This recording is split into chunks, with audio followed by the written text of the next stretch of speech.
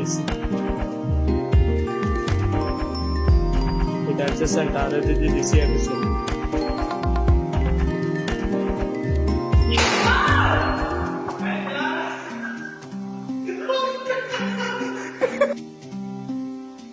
ভিডিওটি ভালো লাগলে সাবস্ক্রাইব করে লাইক দিয়ে সাথে থাকুন।